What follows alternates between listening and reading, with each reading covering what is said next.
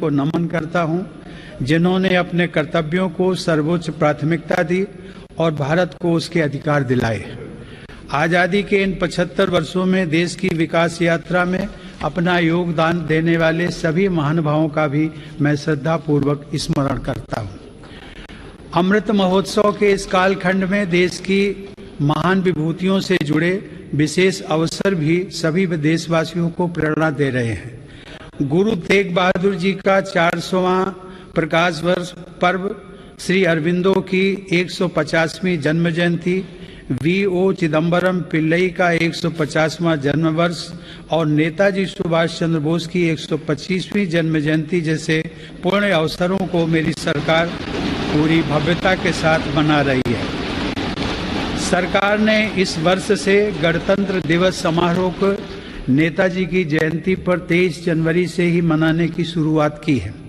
मेरी सरकार मानती है कि अतीत को याद रखना तथा उससे सीख लेना देश के सुरक्षित भविष्य के लिए बहुत ही जरूरी है। साहिबजादों के बलिदान की स्मृति में 26 दिसंबर को वीर बाल दिवस की घोषणा एवं 14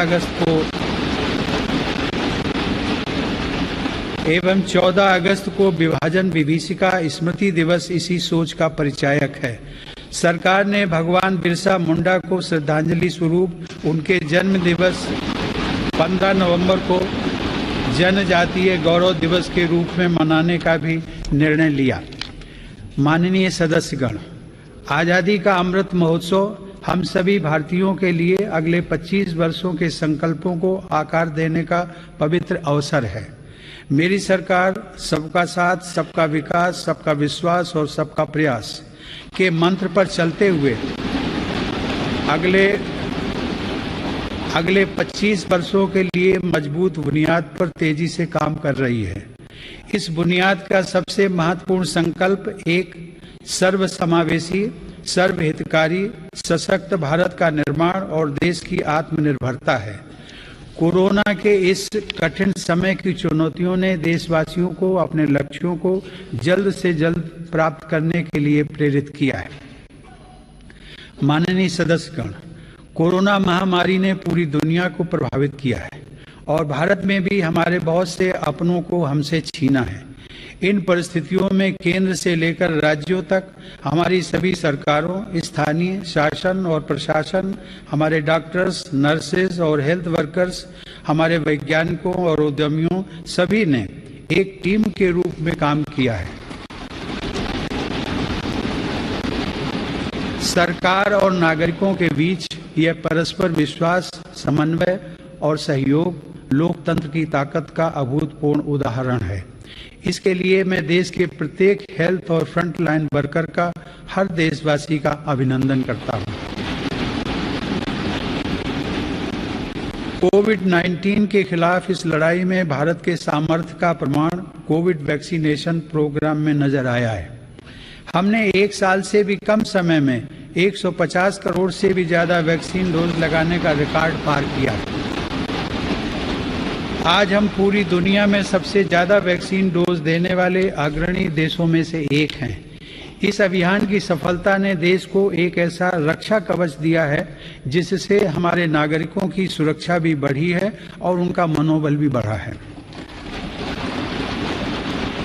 आज देश में 90% से अधिक वयस्क नागरिकों को टीके की एक डोज मिल चुकी है, जबकि 70% से अधिक लोग दोनों डोज ले चुके हैं। हर घर दस्तक अभियान के माध्यम से सरकार बाकी लोगों तक भी पहुंच रही है। इसी माह वैक्सीनेशन प्रोग्राम में 15 से 18 वर्ष तक के किशोर किशोरियों को भी शामिल किया गया है। साथ ही फ्रंट लाइन वर्कर्स और बीमारियों से ग्रस्त वरिष्ठ नागरिकों के लिए प्रिकॉशनरी डोज की भी शुरुआत की गई है। अब तक देश में कुल 8 वैक्सीन्स को इमरजेंसी उपयोग की मंजूरी भी मिली है। भारत में बन रही ये वैक्सीन्स पूरी दुनिया को महामारी से मुक्त कराने और करोड़ों लोगों का जीवन बचाने में अहम भूमिका निभा रही है। माननीय सदस्यगण, कोरोना महामारी से निपटने के लिए हमारे देश के प्रयास केवल तात्कालिक चुनौतियों तक सीमित नहीं हैं। इसीलिए मेरी सरकार ऐसे दूरदर्शी समाधान तैयार कर रही है जो भविष्य के लिए भी प्रभावी और उपयोगी रहें। सरकार द्वारा 64,000 करोड़ रुपए की लागत से शुरू किया गया प्रधानमंत्री Ayushman Bharat health infrastructure mission इसका एक सराहनीय उदाहरण है। इससे न केवल वर्तमान की स्वास्थ्य संबंधी जरूरतों को पूरा करने में मदद मिलेगी, बल्कि आने वाले संकटों के लिए भी देश को तैयार किया जा सकेगा। मेरी सरकार की संवेदनशील नीतियों के कारण देश में अब स्वास्थ्य सेवाएं जन साधारण तक आसानी से पहुंच रही हैं। 80,000 से अधिक हेल्थ एंड वेलनेस सेंटर्स और करोड़ों की संख्या में जारी आयुष्मान भारत कार्ड से गरीबों को इलाज में बहुत मदद मिली है।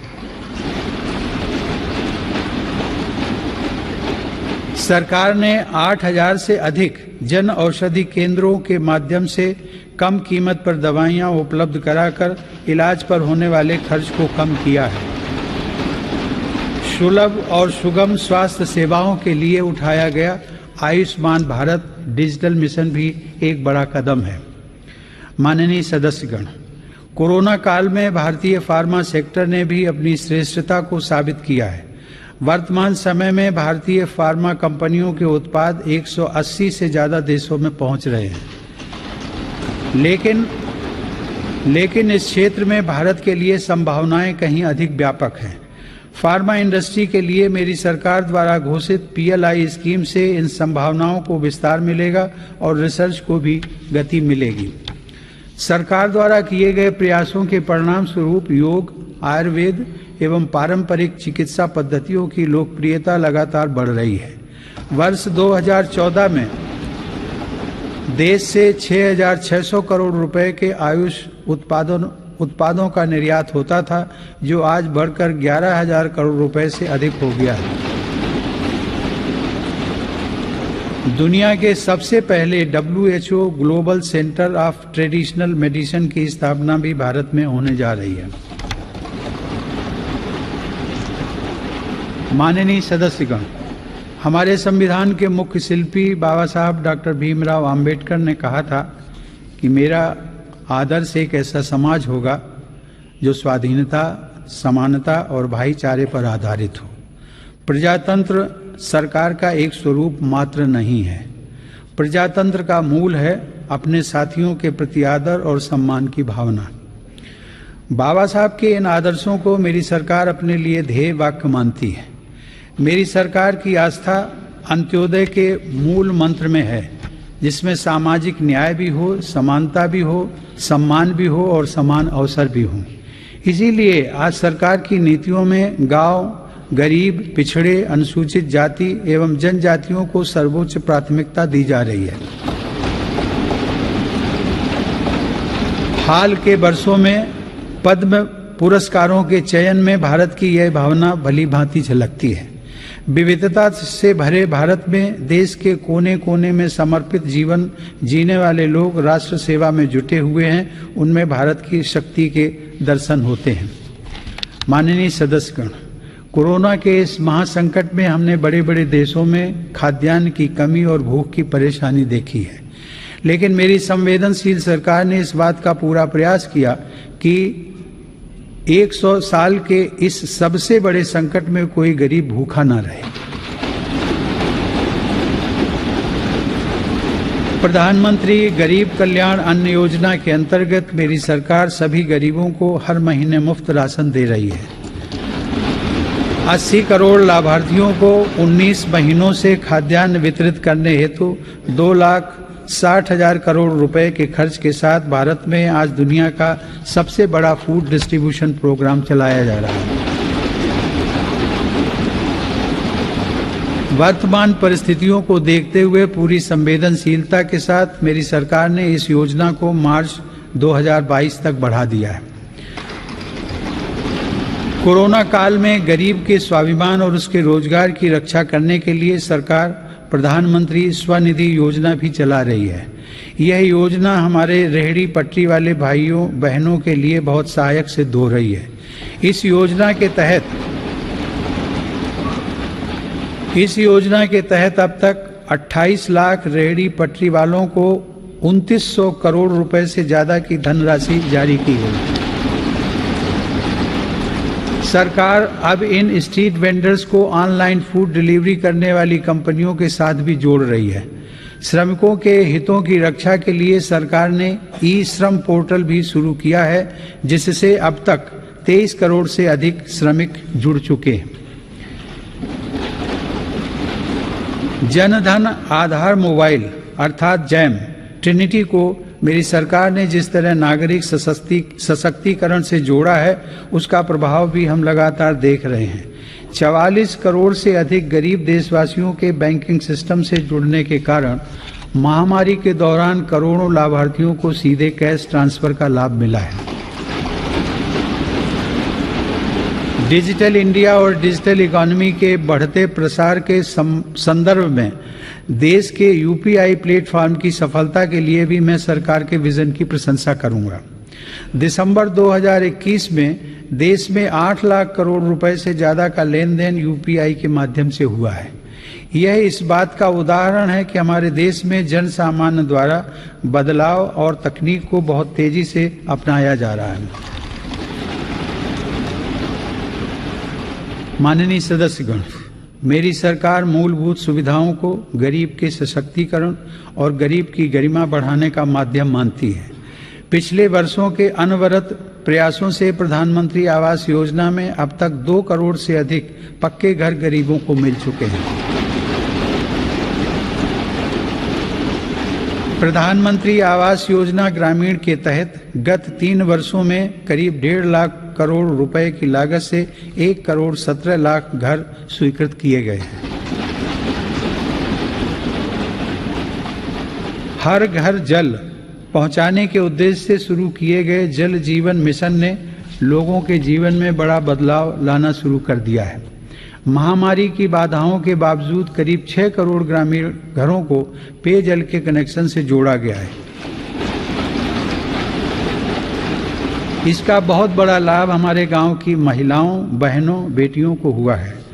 ग्रामीण क्षेत्रों में लोगों को उनकी संपत्ति के दस्तावेज देने के लिए शुरू की गई स्वामित्व योजना भी एक असाधारण प्रयास है। इस योजना के तहत अब तक 27,000 गांवों में 40 लाख से अधिक प्रॉपर्टी कार्ड दिए जा चुके हैं। ये प्रॉपर्टी कार्ड न केवल विवादों को रोकने में सहायक हैं, बल्कि गांव के लोगों को बैंकों से मदद मिलना भी आसान हो रहा है। माननीय सदस्यगण, मेरी सरकार ग्रामीण अर्थव्यवस्था और देश के किसानों को सशक्त बनाने के लिए निरंतर काम कर रही है। वैश्विक महामारी के बावजूद साल 2020-21 में हमारे किसानों ने 30 करोड़ टन से अधिक खाद्यान्न और 33 करोड़ टन से अधिक बागवानी उत्पादों की पैदावार की। सरकार ने रिकॉर्ड उत्पादन को ध्यान में रखते हुए रिकॉर्ड सरकारी खरीद की है। रबी की फसल के दौरान 433 लाख मीट्रिक टन गेहूं की खरीद की गई, जिससे लगभग 50 लाख किसानों को सीधा फायदा पहुंचा है। खरीफ की फसल के दौरान रिकॉर्ड लगभग 900 लाख मीट्रिक टन धान की खरीद की गई, जिससे 1 करोड़ 30 लाख किसान लाभान्वित हुए। सरकार के प्रयासों से देश का कृषि निर्यात भी रिकॉर्ड स्तर पर बढ़ा है। वर्ष 2020-21 में कृषि निर्यात में 25% से अधिक की वृद्धि दर्ज की गई। यह निर्यात लगभग 3 लाख करोड़ रुपए पहुंच गया है। हार्टिकल्चर और शहद उत्पादन भी किसानों के लिए आमदनी के नए स्रोतों और बाजार तक उनकी बढ़ती पहुंच के महत्वपूर्ण माध्यम हैं। शहद उत्पादन को प्रोत्साहन देने से वर्ष 2020-21 में देश का शहद उत्पादन 1,25,000 मीट्रिक टन तक पहुंच गया है, जो कि 2014-15 की तुलना में करीब 55% ज्यादा है। 2014-15 की तुलना में शहद की निर्यात मात्रा में भी 102% से ज्यादा की वृद्धि दर्ज की गई है। किसानों को उनकी फसल के अधिक दाम मिले, इसके लिए उनके उत्पादों का सही बाजार तक पहुंचना जरूरी होता है। इस दिशा में सरकार ने किसान रेल सेवा शुरू करते हुए किसानों के लिए खुशहाली के नए रास्ते खोलने का काम किया है। कोरोना काल में भारतीय रेल ने सब्जियों, फलों तथा दूध जैसी जल्दी खराब होने वाली खाद्य सामग्री के परिवहन के लिए 150 से अधिक मार्गों पर 1900 से ज्यादा किसान रेल चलाई और करीब 6 लाख मीट्रिक टन कृषि उत्पादों की ढुलाई की। यह इस बात का उदाहरण है कि अगर सोच नई हो तो पुराने संसाधनों से भी नए रास्ते बनाए जा सकते हैं। माननीय सदस्यगण, कृषि क्षेत्र में देश की सतत सफलता और बढ़ते सामर्थ्य का सबसे बड़ा श्रेय मैं देश के छोटे किसानों को देना चाहता हूं। देश के 80% किसान छोटे किसान ही हैं, जिनके हितों को मेरी सरकार ने हमेशा केंद्र में रखा है।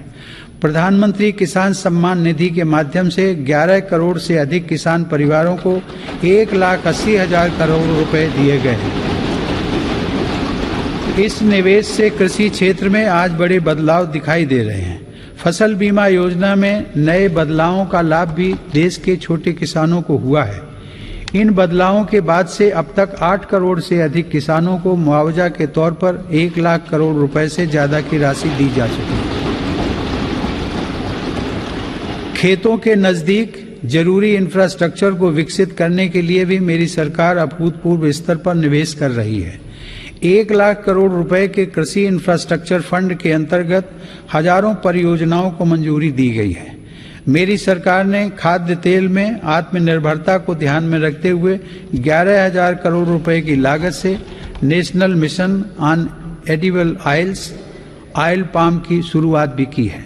सरकार ऑर्गेनिक खेती, प्राकृतिक खेती और क्रॉप डाइवर्सिफिकेशन जैसे विशेष प्रयास भी कर रही है। यह आप सभी की जानकारी में है कि संयुक्त राष्ट्र ने वर्ष 2023 को इंटरनेशनल ईयर ऑफ मिलेट्स के रूप में घोषित किया है। मेरी सरकार इंटरनेशनल ईयर ऑफ मिलेट्स को देश के किसानों, self help groups, FPOs, food industry और जन सामान्य के साथ मिलकर व्यापक स्तर पर मनाएगी। मेरी सरकार वर्षा जल संरक्षण के लिए भी गंभीरता से काम कर रही है। देश में रेन वाटर हार्वेस्टिंग इंफ्रास्ट्रक्चर के निर्माण और पारंपरिक जल स्रोतों के जीर्णोद्धार के लिए विशेष अभियान चलाए जा रहे हैं। प्रधानमंत्री कृषि सिंचाई योजना के तहत विभिन्न परियोजनाओं और अटल भू जल योजना की मदद से देश में 64 लाख हेक्टेयर सिंचाई क्षमता विकसित की गई है। नदियों को आपस में जोड़ने की योजनाओं पर भी सरकार ने काम आगे बढ़ाया है। हाल ही में 45,000 करोड़ रुपए की लागत से पूरी होने वाली केन बेतवा लिंक परियोजना को भी स्वीकृति दी गई है। यह परियोजना बुंदेलखंड में पानी की चुनौतियों को समाप्त करने में सहायक होगी। माननीय सदस्यगण, ग्रामीण अर्थव्यवस्था को गति देने में महिलाओं की भूमिका अधिक विस्तृत होती जा रही है। 2021-22 में 28 लाख सेल्फ हेल्प ग्रुप्स को बैंकों की तरफ से 65,000 करोड़ रुपए की मदद दी गई है। यह राशि 2014-15 की तुलना में 4 गुना अधिक है। सरकार ने हजारों महिला सेल्फ हेल्प ग्रुप्स के सदस्यों को ट्रेनिंग देकर उन्हें बैंकिंग सखी के रूप में भागीदार भी बनाया है। ये महिलाएं ग्रामीण क्षेत्रों में बैंकिंग सेवाओं को घर घर तक पहुंचाने का माध्यम बन रही हैं। महिला सशक्तिकरण मेरी सरकार की उच्च प्राथमिकताओं में से एक है। उज्ज्वला योजना की सफलता के हम सभी साक्षी हैं। मुद्रा योजना के माध्यम से हमारे देश की माताओं बहनों की उद्यमिता और कौशल को बढ़ावा मिला है। बेटी बचाओ बेटी पढ़ाओ पहल से अनेक सकारात्मक परिणाम सामने आए हैं और स्कूलों में प्रवेश लेने वाली बेटियों की संख्या में उत्साहजनक वृद्धि हुई है। बेटे बेटी को समानता का दर्जा देते हुए मेरी सरकार ने महिलाओं के विवाह के लिए न्यूनतम आय को 18 वर्ष से बढ़ाकर पुरुषों के समान 21 वर्ष करने का विधेयक भी संसद में प्रस्तुत किया है। सरकार ने 3 तलाक को कानूनन अपराध घोषित कर समाज को इस कुप्रथा से मुक्त करने की शुरुआत की है। मुस्लिम महिलाओं पर केवल मेहरम के साथ ही हज यात्रा करने जैसे प्रतिबंधों को भी हटाया गया है। वर्ष 2014 से पूर्व अल्पसंख्यक वर्ग के लगभग 3 करोड़ विद्यार्थियों को छात्रवृत्तियां दी गई थी, जबकि मेरी सरकार ने वर्ष 2014 से अब तक ऐसे 4.5 करोड़ से अधिक विद्यार्थियों को छात्रवृत्तियां प्रदान की। इससे मुस्लिम बालिकाओं के स्कूल छोड़ने की दर में महत्वपूर्ण कमी दर्ज की गई है तथा उनके प्रवेश में वृद्धि देखी गई है। देश की बेटियों में सीखने की क्षमता को बढ़ावा देने के लिए राष्ट्रीय शिक्षा नीति में जेंडर इंक्लूजन फंड का भी प्रावधान किया गया है। यह हर्ष की बात है कि मौजूदा सभी 33 सैनिक स्कूलों ने बालिकाओं को प्रवेश देना शुरू कर दिया है। सरकार ने राष्ट्रीय रक्षा अकादमी में भी महिला कैडेट्स के प्रवेश को मंजूरी दी है। महिला कैडेट्स का पहला बैच एनडीए में जून 2022 में प्रवेश करेगा। मेरी सरकार के नीतिगत निर्णय और प्रोत्साहन से विभिन्न पुलिस बलों में महिला पुलिसकर्मियों की संख्या में 2014 के मुकाबले दोगुनी से ज्यादा बढ़ोतरी हो चुकी है।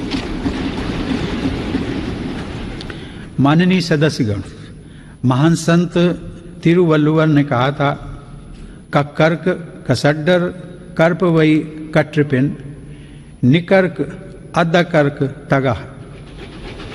अर्थात एक व्यक्ति जो कुछ भी सीखता है वह उसके आचरण में दिखाई देता है। आत्मनिर्भर भारत के संकल्प व सामर्थ्य को आकार देने के लिए मेरी सरकार देश में नई राष्ट्रीय शिक्षा नीति लागू कर रही है। राष्ट्रीय शिक्षा नीति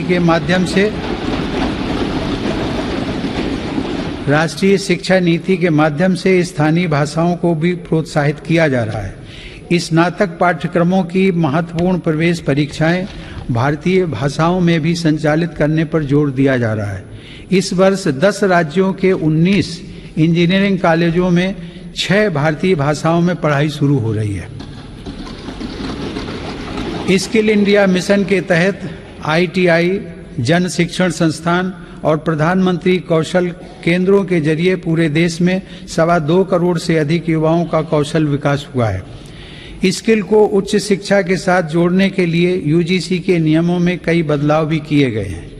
कोरोना से लड़ाई के लिए स्किल इंडिया मिशन के तहत हेल्थ केयर से जुड़े 6 विशेष प्रशिक्षण कार्यक्रम शुरू किए गए हैं। इनसे हेल्थ केयर सेक्टर को मदद मिल रही है। सरकार द्वारा जनजातीय युवाओं की शिक्षा के लिए हर आदिवासी बहुल ब्लॉक तथा एकलव्य आवासीय मॉडल स्कूल के विस्तार का काम किया जा रहा है। ये स्कूल लगभग 3.5 लाख जनजातीय युवाओं को सशक्त बनाएंगे।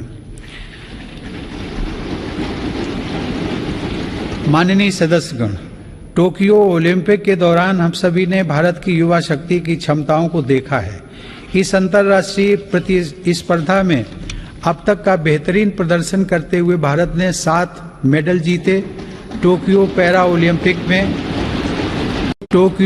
ओलंपिक में भी भारतीय पैरा एथलीटों ने 19 पदक जीतकर रिकॉर्ड कायम किया।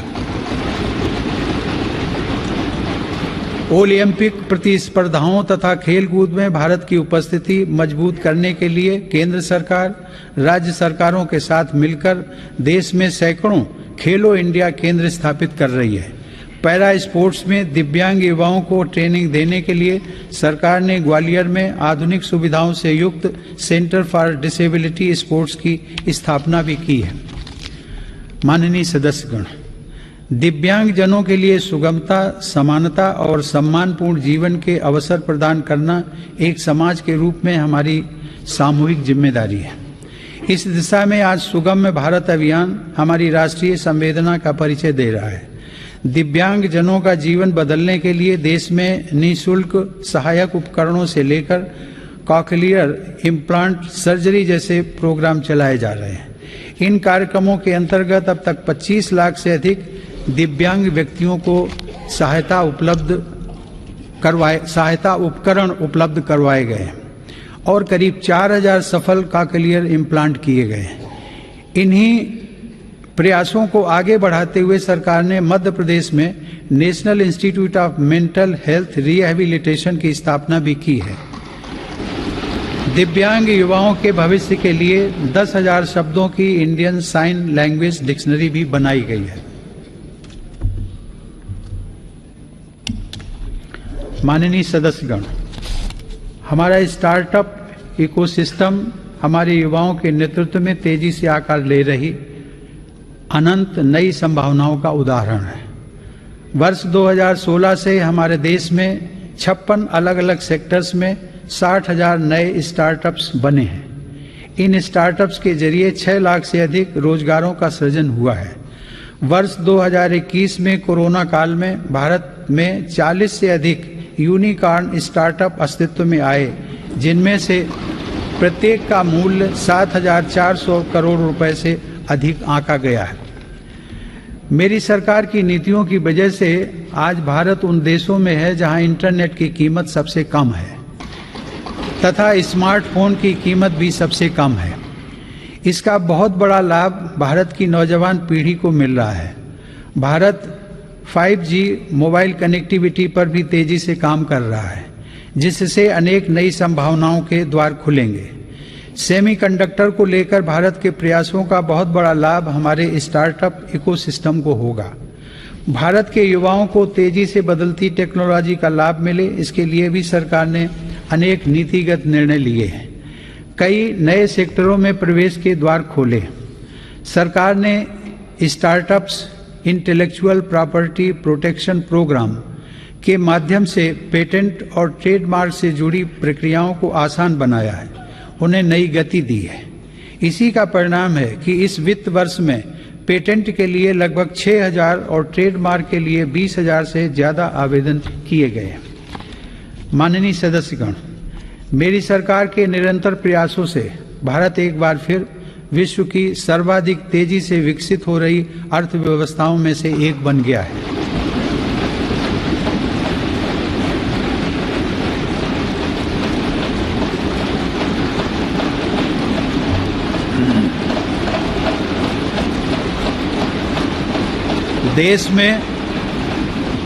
देश में जीएसटी कलेक्शन पिछले कई महीनों से निरंतर 1 लाख करोड़ रुपए से ऊपर बना हुआ है। इस वित्त वर्ष के पहले 7 महीनों में 48 बिलियन डॉलर का विदेशी निवेश आना इस बात का प्रमाण है कि अंतर्राष्ट्रीय निवेशक भारत के विकास को लेकर बहुत आश्वस्त हैं। भारत का विदेशी मुद्रा भंडार भी इस समय 630 बिलियन डॉलर से ऊपर है। हमारा निर्यात भी तेजी से बढ़ रहा है और पिछले रिकॉर्ड टूट रहे हैं। 2021 में अप्रैल से दिसंबर के दौरान भारत का गुड्स निर्यात लगभग 300 बिलियन डॉलर यानी 22 लाख करोड़ रुपए से अधिक रहा है, जो कि 2020 की इसी अवधि की तुलना में 1.5 गुना ज़्यादा है। मेरी सरकार ने मैन्युफैक्चरिंग सेक्टर में मौजूद संभावनाओं को साकार करने और युवाओं को नए अवसर देने के लिए 1,97,000 करोड़ रुपए से ज़्यादा के निवेश से 14 महत्वपूर्ण PLI स्कीम्स शुरू की हैं। ये PLI स्कीम्स न केवल भारत को ग्लोबल मैन्युफैक्चरिंग हब के रूप में स्थापित करने में मदद करेंगी, बल्कि रोजगार के 60 लाख से अधिक अवसर भी उपलब्ध कराएंगे। देश में मोबाइल उत्पादन की सफलता मेक इन इंडिया का एक बड़ा उदाहरण है। आज भारत विश्व में दूसरा सबसे बड़ा मोबाइल फोन निर्माता बनकर उभरा है। इससे भारत के लाखों युवाओं को रोजगार भी मिला है।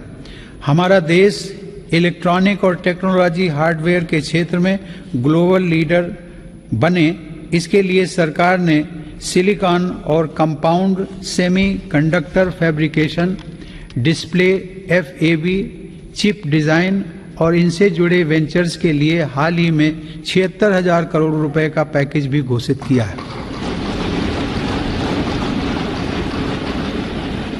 मेरी सरकार नए क्षेत्रों के साथ साथ उन पारंपरिक क्षेत्रों में भी देश की स्थिति को पुनः मजबूत बना रही है जिनमें हमारे पास सैकड़ों वर्षों का अनुभव है। इसी दिशा में मेरी सरकार द्वारा वस्त्र उद्योग के विकास के लिए करीब 4,500 करोड़ रुपए के निवेश से 7 मेगा इंटीग्रेटेड टेक्सटाइल रीजन और अपैरल पार्क बनाए जा रहे हैं। इससे देश में इंटीग्रेटेड टेक्सटाइल वैल्यू चेन तैयार होगी। ये मेगा टेक्सटाइल पार्क्स भारतीय तथा विदेशी निवेशकों को भी आकर्षित करेंगे और रोजगार के लाखों नए अवसर पैदा करेंगे। माननीय सदस्यगण, भारत की समृद्धि में बड़े उद्योगों के साथ सूक्ष्म एवं लघु उद्योगों की भूमिका बहुत महत्वपूर्ण है। हमारे MSMEs हमारी अर्थव्यवस्था का मेरुदंड रहे हैं और आत्मनिर्भर भारत को गति प्रदान करते रहे हैं। कोरोना काल में MSMEs को संकट से बचाने और जरूरी क्रेडिट उपलब्ध कराने के लिए सरकार ने 3 लाख करोड़ रुपए के कोलेटरल फ्री लोन्स की व्यवस्था की। हाल के अध्ययनों से यह स्पष्ट हुआ है कि इस योजना की सहायता से 13.5 लाख MSME यूनिट्स को जीवन दान दिया गया और 1.5 करोड़ रोजगार भी सुरक्षित किए गए। जून 2021 में सरकार 3 लाख करोड़ रुपए की इस गारंटी को बढ़ाकर 4.5 लाख करोड़ रुपए कर चुकी है। MSME सेक्टर को विस्तार प्रदान करने तथा इस सेक्टर के लिए अवसर बढ़ाने हेतु कई नीतिगत फैसले भी लिए गए हैं। MSMEs की नई परिभाषा से छोटे उद्योगों को आगे बढ़ाने में मदद मिल रही है। सरकार ने थोक और खुदरा व्यापारियों व स्ट्रीट वेंडर्स को उद्यम पोर्टल पर रजिस्टर करने की अनुमति भी दी है ताकि उन्हें प्रायोरिटी सेक्टर लेंडिंग का लाभ मिल सके। मैं खादी की सफलता का भी विशेष उल्लेख करूंगा। आज़ादी की लड़ाई में बापू के नेतृत्व में देश की चेतना का प्रतीक रही खादी एक बार फिर छोटे उद्यमियों का संबल बन रही है। सरकार के प्रयासों से 2014 की तुलना में देश में खादी की बिक्री 3 गुना बढ़ी है।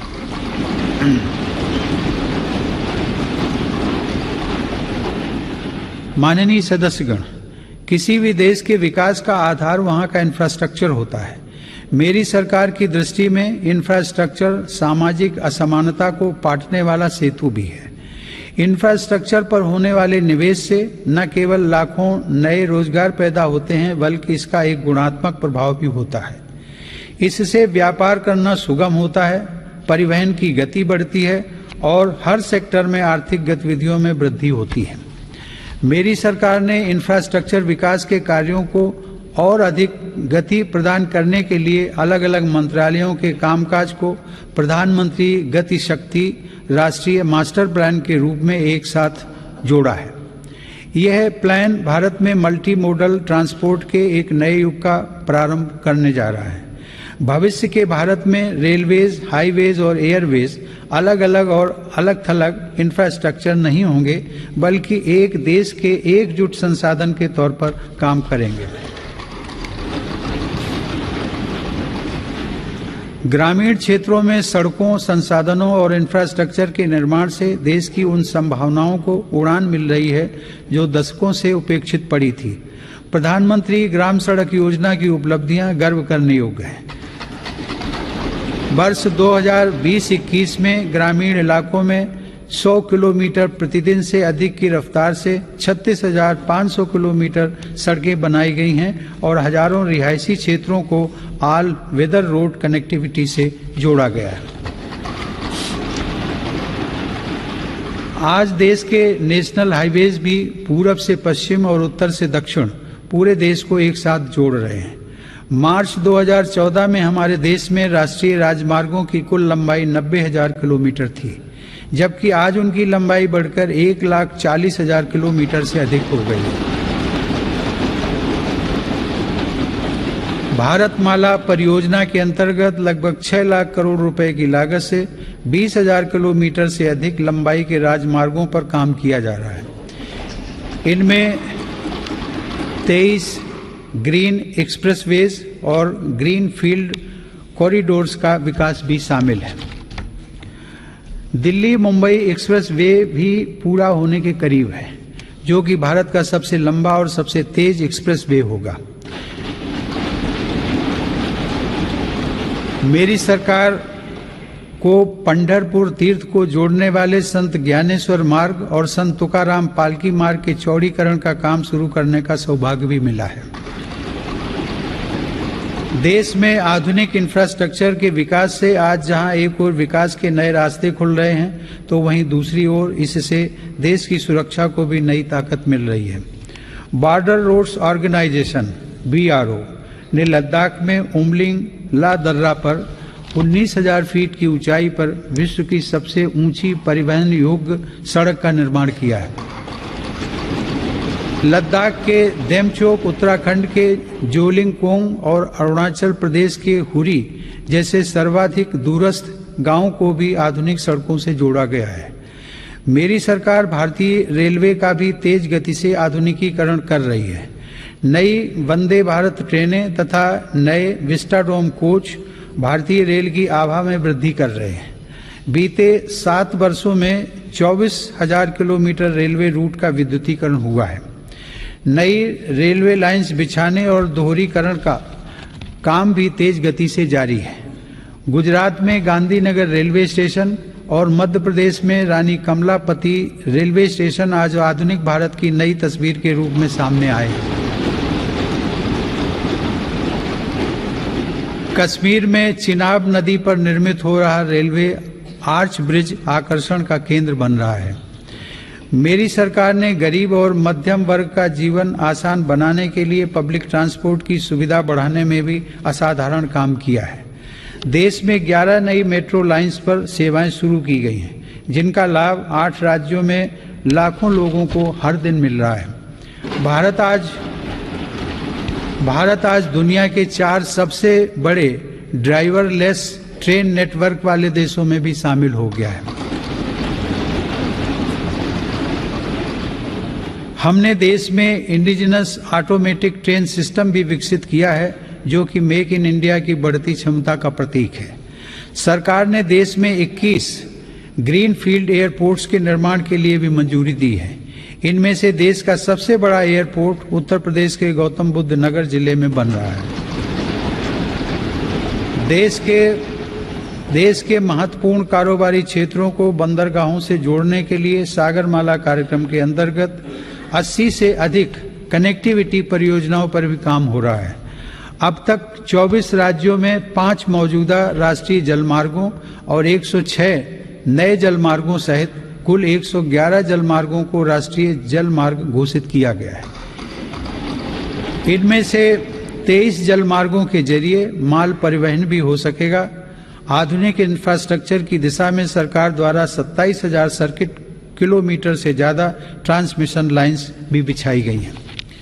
माननीय सदस्यगण, बीते समय में हमने देश में आत्मनिर्भर भारत के नए संकल्प को ठोस आकार लेते देखा है। इस संकल्प को रिफॉर्म्स की ऊर्जा से तेज गति प्राप्त हो रही है। नए लेबर रिफॉर्म्स से लेकर बैंकिंग रिफॉर्म्स और इंसॉल्वेंसी एंड बैंक्रप्सी कोड तक सुधारों का यह क्रम बिना रुके अनवरत चल रहा है। विगत वर्ष केंद्र और राज्यों के अलग अलग विभागों में 26,000 से ज्यादा कंप्लायंसेस की आवश्यकता को घटाया जा चुका है। देश में स्पेस को प्राइवेट सेक्टर के लिए खोलकर संभावनाओं का अनंत आकाश भी उपलब्ध करा दिया गया। पिछले साल भारत की अंतरिक्ष क्षमताओं को बढ़ाने के लिए इन स्पेस का गठन किया जाना ऐसा ही एक प्रमुख कदम है। तेजी से विकसित हो रही ड्रोन टेक्नोलॉजी और इससे जुड़ी संभावनाओं को लेकर भी मेरी सरकार सजग और सक्रिय है। इस दिशा में सरकार ने सिंप्लीफाइड ड्रोन रूल्स 2021 को अधिसूचित किया है और ड्रोन व ड्रोन कलपुर्जों के देश में निर्माण के लिए PLI योजना भी शुरू की है। इससे देश को भविष्य की इस महत्वपूर्ण टेक्नोलॉजी में अपनी स्थिति को मजबूत बनाने में मदद मिलेगी। माननीय सदस्यगण, मेरी सरकार देश की सुरक्षा के लिए दृढ़ संकल्पित होकर काम कर रही है। सरकार की नीतियों की वजह से डिफेंस सेक्टर में, विशेषकर रक्षा उत्पादन में देश की आत्मनिर्भरता लगातार बढ़ रही है। वर्ष 2020-21 में सैन्य बलों के आधुनिकीकरण के लिए जो भी स्वीकृतियां प्रदान की गईं, उनमें 87% उत्पादों में मेक इन इंडिया को प्राथमिकता दी गई।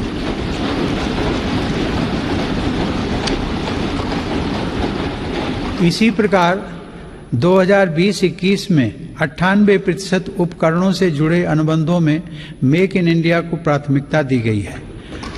हमारी सेनाओं ने 209 ऐसे साजो सामान की सूची भी जारी की है जिन्हें अब विदेश से नहीं खरीदा जाएगा। रक्षा उपक्रमों द्वारा 2800 से ज्यादा ऐसे उपकरणों की सूची जारी की जा चुकी है जिनका देश में ही निर्माण किया जाएगा। हिंदुस्तान एरोनॉटिक्स लिमिटेड के साथ 83 LCA तेजस फाइटर एयरक्राफ्ट के निर्माण हेतु अनुबंध किए गए हैं। सरकार ने ऑर्डिनेंस फैक्ट्रियों को 7 डिफेंस PSUs का रूप देने के लिए महत्वपूर्ण कदम उठाए हैं। इसके अलावा रक्षा क्षेत्र में प्राइवेट सेक्टर और स्टार्टअप्स को तेजी से बढ़ावा देने के लिए भी सरकार प्रतिबद्ध है। हमारा लक्ष्य है कि हमारी सेनाओं की जरूरत का सामान भारत में विकसित हो तथा भारत में ही निर्मित हो।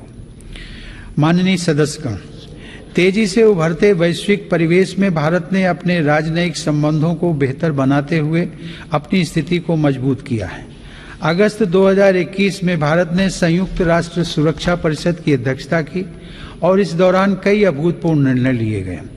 भारत की अध्यक्षता में ही सुरक्षा परिषद ने पहली बार समुद्री सुरक्षा के विषय पर अपने एजेंडा आइटम के अंतर्गत समग्र रूप से विचार विमर्श किया। संयुक्त राष्ट्र सुरक्षा परिषद ने इस विषय पर पहली बार एक प्रेसिडेंशियल स्टेटमेंट को सर्वसम्मति से अडॉप्ट भी किया। हमने अपने पड़ोसी देश अफगानिस्तान में अस्थिरता और नाजुक हालात को भी देखा है। भारत ने इन परिस्थितियों में मानवता को सर्वोपरि रखते हुए ऑपरेशन देवी शक्ति को संचालित किया। हमने अनेक चुनौतियों के बावजूद हमारे कई नागरिकों और कई अफगान हिंदू सिख अल्पसंख्यकों को काबुल से सफलतापूर्वक एयरलिफ्ट किया। हम उन कठिन हालात के बीच से पवित्र गुरु ग्रंथ साहिब के 2 स्वरूपों को भी सुरक्षित भारत लेकर आए। मानवता की दृष्टि से भारत अफगानिस्तान में मेडिकल सप्लाई और अनाज पहुंचाने में भी मदद कर रहा है। माननीय सदस्यगण, वर्तमान समय में जलवायु परिवर्तन पूरे विश्व के सामने बड़ी चुनौती है। भारत इस विषय पर एक जिम्मेदार वैश्विक आवाज बनकर उभरा है। COP26 शिखर सम्मेलन में मेरी सरकार ने घोषणा की है कि वर्ष 2030 तक भारत अपने कार्बन उत्सर्जन को 1 बिलियन टन से घटा देगा। भारत ने साल 2070 तक नेट जीरो उत्सर्जन वाली अर्थव्यवस्था का लक्ष्य भी रखा है। भारत ने विश्व समुदाय को साथ लेकर green grid initiative one sun one world one grid की पहल भी की है। यह global interconnected solar power grid का पहला अंतर्राष्ट्रीय नेटवर्क बन रहा है। पर्यावरण को लेकर हमारे बड़े लक्ष्य और साहसिक संकल्प प्रकृति के प्रति हमारी संवेदनशीलता को दर्शाते हैं। माननीय सदस्यगण, मेरी सरकार भारत की प्राचीन विरासत को संरक्षित, समृद्ध और सशक्त करना अपना दायित्व समझती है। यह गौरव की बात है कि धौलावीरा की हड़प्पा साइट और तेलंगाना स्थित 13वीं शताब्दी के काकतीय रुद्रेश्वर रामप्पा मंदिर को यूनेस्को विश्व धरोहर स्थल घोषित किया गया। प्रयागराज कुंभ मेले के बाद यूनेस्को की अमूर्त सांस्कृतिक विरासत सूची में कोलकाता की प्रतिष्ठित दुर्गा पूजा को भी शामिल किया गया। सरकार की यह भी प्राथमिकता रही है कि भारत की अमूल्य धरोहरों को देश में वापस लाया जाए। 100 वर्ष पूर्व भारत से चोरी हुई मां अन्नपूर्णा देवी की मूर्ति को वापस लाकर काशी विश्वनाथ मंदिर में स्थापित किया गया।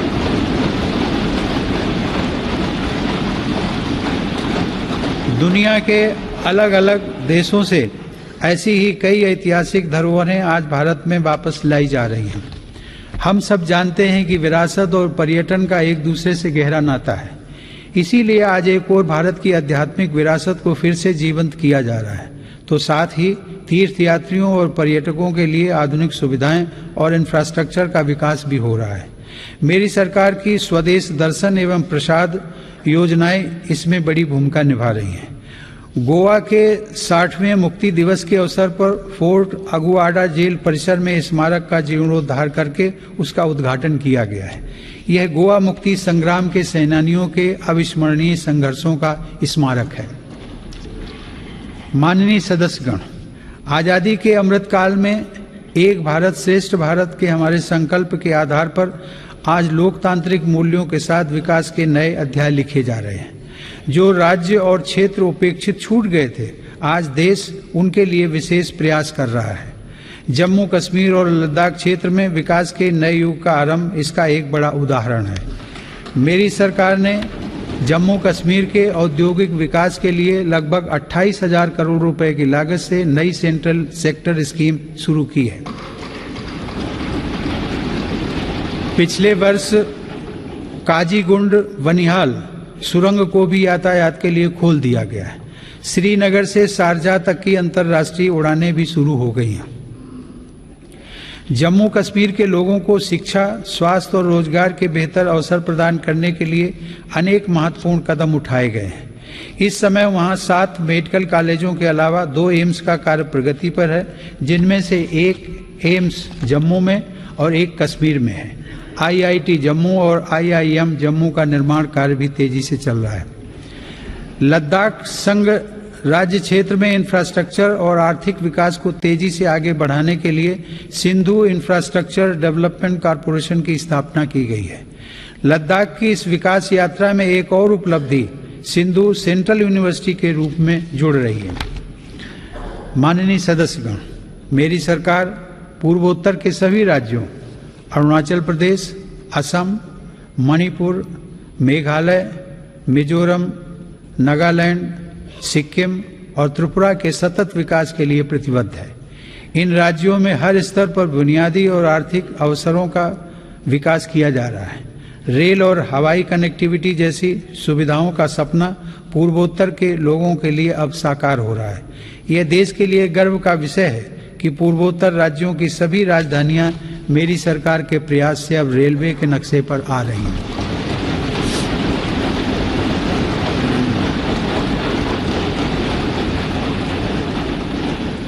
ईटानगर के होलोंगी में एक नए एयरपोर्ट की स्थापना की जा रही है। हाल ही में त्रिपुरा राज्य के महाराजा वीर विक्रम एयरपोर्ट में एक नया और आधुनिक टर्मिनल खोला गया है। पूर्वोत्तर का यह विकास भारत की विकास यात्रा का एक स्वर्णिम अध्याय सिद्ध होगा। कुछ दिन पहले ही 21 जनवरी को मेघालय, मणिपुर और त्रिपुरा की स्थापना के 50 साल पूरे हुए हैं। आज़ादी के 75 साल पूरे होने के साथ इन राज्यों की यात्रा भी हमें विकास के नए संकल्पों के लिए प्रेरित कर रही है। पूर्वोत्तर में शांति स्थापना के लिए मेरी सरकार के प्रयासों को ऐतिहासिक सफलता प्राप्त हुई है। अभी कुछ महीने पहले ही कार्बी आंगलोंग के दशकों पुराने विवाद को समाप्त करने के लिए केंद्र सरकार, असम की राज्य सरकार एवं कार्बी समूह के बीच समझौता हुआ है।